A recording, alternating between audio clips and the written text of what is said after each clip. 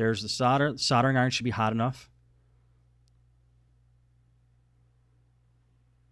Now, I'm not a soldering professional, so my techniques might not be by the book, but they work for me, and that's why I'm going to show you what I do.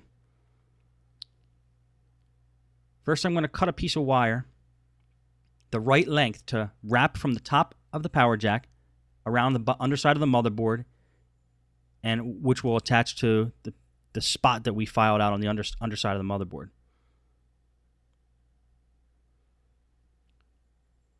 And that length of wire should do it. Now what I'm going to use here is a little device called Helping Hands I got at Radio Shack. It's actually missing one of its alligator clips, so it's actually a helping hand, but it'll work for what we're doing. And all it does is it allows you to hold things while you work on them. It's like an extra set of hands. Okay, what I did there with the helping hand was solder both ends of that wire, which I didn't catch on film, but I'll show you afterwards. And then I just put a dab of solder on the back of the power jack there, on that spot I was filing, right at the back of the power jack, that pin. It's the positive point. The whole outside of that power jack, the metal on the outside, is negative. That's ground, your ground connection. And my hand's in the way, but you'll see the finished product. I will hold it up to the camera. I just soldered that wire to the back of the power jack. And then I bent it around the underside of the motherboard. And now I'm going to solder it to the point that we filed down on the underside of the motherboard. Now that point on the underside of the motherboard, which right now I'm attaching, I'm just putting a little drop of solder on it. And then I'm going to just take the wire, which also has solder on the end of the wire already, which I did with the helping hands. I'm just going to melt that point onto the point of the motherboard where I just dropped a piece of solder. Now that point on the motherboard that we filed earlier, you need to make sure that that point is the exact spot that the pin from the power jack actually connects to on the motherboard. You can't just connect it to any spot on the motherboard. It has to be, you have to find out where that pin on the power jack goes to on the motherboard, and then you have to attach the solder or the wire to that point, which you'll see right there. Now I'm going to freeze frame that. Now notice that wire is attached to the motherboard right where that pin comes through the underside of the motherboard.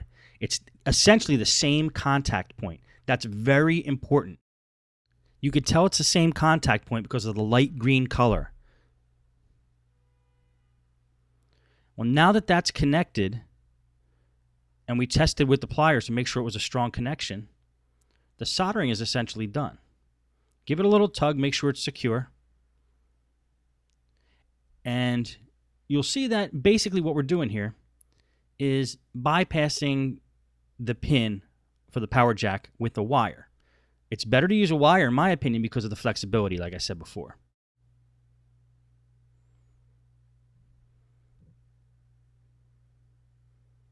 Now what we're going to do is clear off the desk a little bit and start to put everything back together.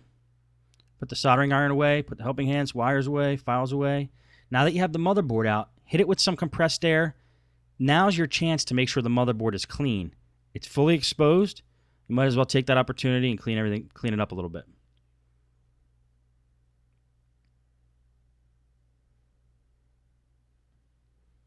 And we're going to take the bottom case. We're going to slip the motherboard back in.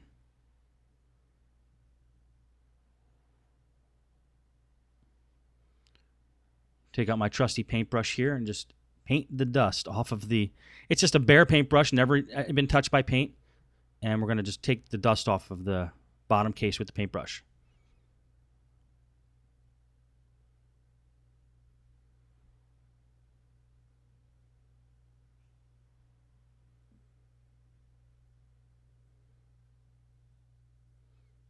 Okay, you want to make sure you get the motherboard lined up properly. And if you notice anything else on the motherboard that you need to do before you put it in, now's the time. And what I'm doing now is, as I was eyeing it up, I saw that there might be some metal in the bottom part of the case that might hit that wire that we just attached. So I'm going to take a piece of electrical tape, maybe two, and cover up the exposed wire that we just attached, just in case there's a ground point on the bottom part of the case that would hit it and cause a short circuit. So we're basically insulating the job we did. Now we have to do that sometimes because using the wire, because that's not what was originally in the machine, it might jut out a little bit and make contact with a piece of metal, you know, in the bottom case or somewhere else in the machine.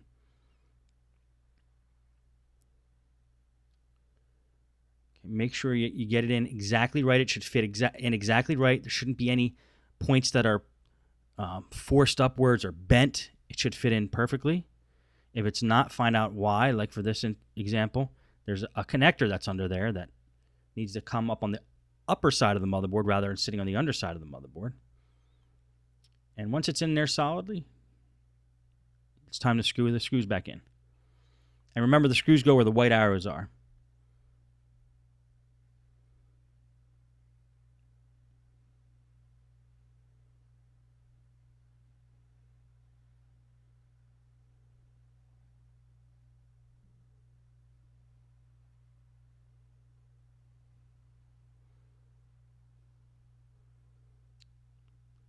Okay, we're going to make sure all the screws are in. I'm just being very careful here. This is the point where you have to be careful. You're using all the original screws. So when you get the whole thing back together, you're not left with some stray screws, which has happened to me often in the beginning. Now I'm going to take more electrical tape and do the same thing to the underside of the motherboard as I did with the top part we did. Just cover up that contact point that we created.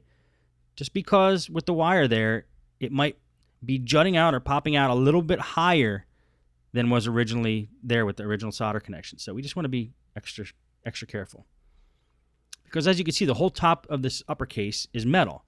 And if that positive red wire that we just attached, which is the positive in the circuit, touches that metal, which is ground, which is negative, we're going to create a short circuit. So you really don't want that to happen. So just if you feel the least bit apprehensive about it, cover up your work with electrical tape. You'll be okay.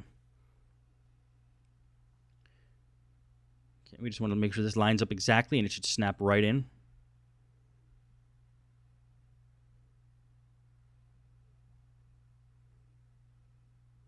I'm going to pull that one wire through, which is actually the wireless card wire.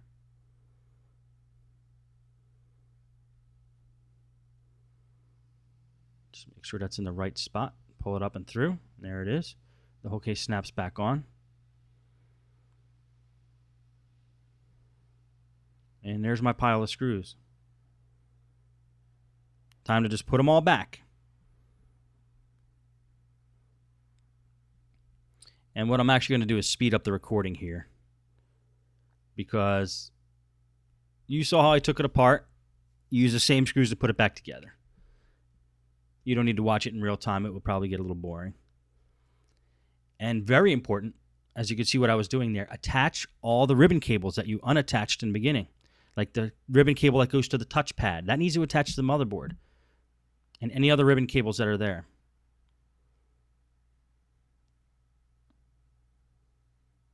It would be really nice if I could work this fast in real time, wouldn't it?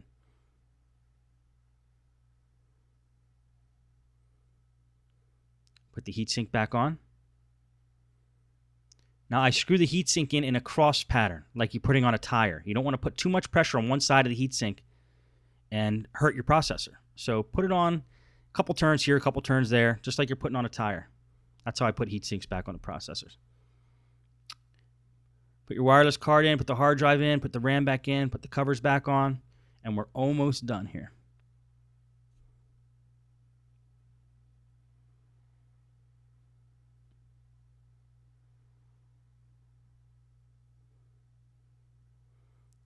Make sure you get all the screws in, put the CD drive in, held in by one screw.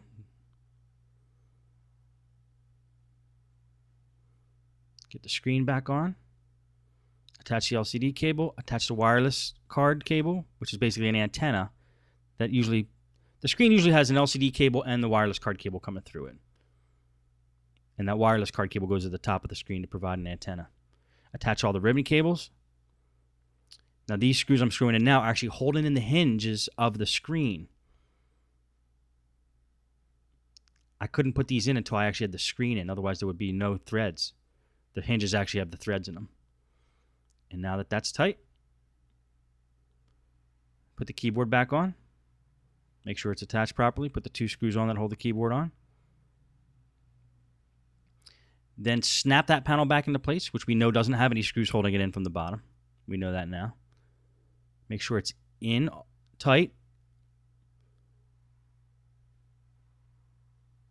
Make sure that it fits in exactly how it was when you first took it apart. And there you have it. Now let's test it out. Plug the power adapter in.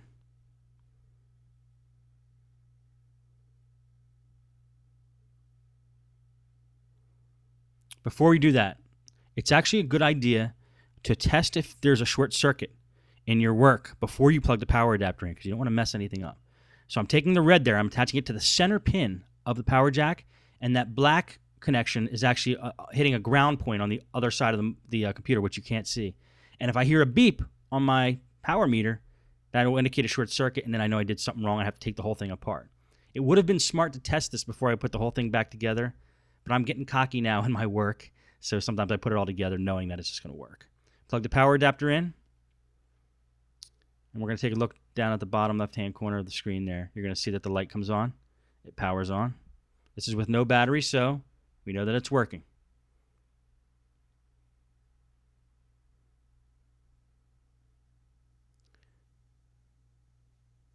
And that's how you do it. A power jack repair on a Dell B130 laptop.